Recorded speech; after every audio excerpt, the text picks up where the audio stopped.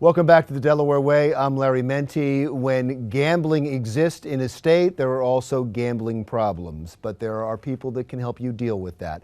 Here with the Delaware Council on Gambling Problems is Business and Systems Director Jerry Tiano. Thank you so much, sir. And Director of Prevention and Clinical Services, Dr. Sachin Karnik. Thank you so much for both of you for being here. With the advent of casino gambling, I know we had horse racing in Delaware before, but with the advent of casino gambling, I would imagine that creates more problems. And you're hoping that if someone has an addiction, they can see it and they will reach out to you. Our mission is really to treat problem gamblers and those affected by the problem gambler, because that's another big problem, or the people around them, as well as prevention and public awareness that gambling problems are treatable. I would imagine that's part of the problem, what he just said, because somebody that has a gambling problem may not know they have a gambling problem. Yes, and the key difference between what we call a substance use disorder and a gambling disorder is that in gambling disorder, there's nothing ingested inside the system. For example, a cocaine addict is going to take cocaine. Heroin-dependent person is going to take heroin. Right. What is ingested when a person makes a bet of any kind? Nothing is ingested. So the brain is addicted to its own chemicals naturally in the case of problem gamblers, not recreational gamblers. There's natural pleasure, but then there's pathological levels of pleasure or the type of pleasure that causes pathology. But I guess, the consistent in both of the addictions is the high. Yes, absolutely. So the brain is addicted in both cases. One is with the substance, one is without the substance, and that's why gambling addiction is called a pure addiction or a process addiction, where it's addicted naturally to its own chemicals without the infusion of a substance. Now, is your organization against gambling? No, we are gambling neutral. We are neither for nor against. We are here for one purpose, and that is to help people that have a problem. And this can be devastating, right? It can be devastating. We've had people, in fact, I have a client that I'm seeing right now who has lost over $2 million playing slot machines. That's his pure addiction, $100 slot machines. You know, who is to blame? Well, you can't blame anybody except the addiction itself.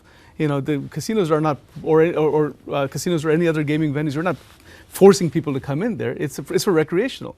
They also have responsible gaming programs. They also don't want people who are in this kinds of trouble. So we work with the industry people also closely.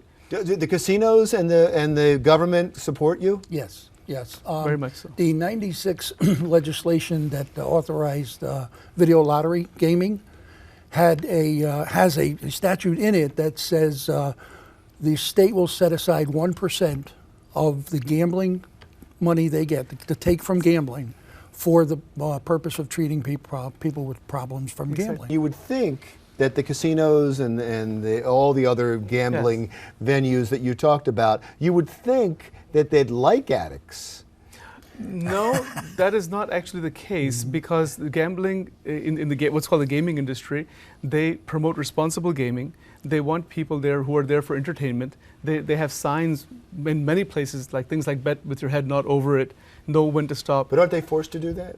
Well, I mean, you know, there is a sense of responsible gaming. There might be some legislation around that I'm not willing to check on that.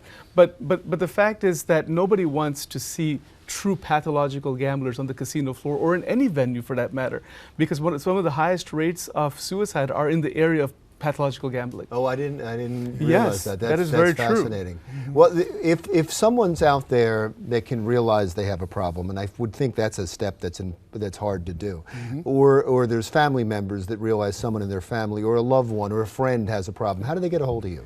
They call us at 888-850-8888. Give the number one more time. 888-850-8888. 24 hours a day, 7 days a week, you talk to a person. You never get a machine. So you call. If they call, we talk to them, we find out what is their problem, where are they in this whole spectrum, and then we talk to them about, we have materials for you, we can help you understand the problem.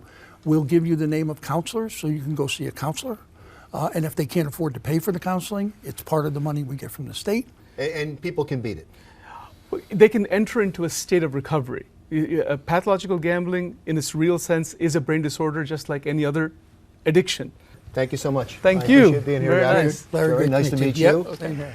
The Delaware Council of Gambling Problems. We'll put the number up as I'm saying this. The director, Jerry Tiano, and Director of Prevention and Clinical Services, Dr. Sachin Karnik.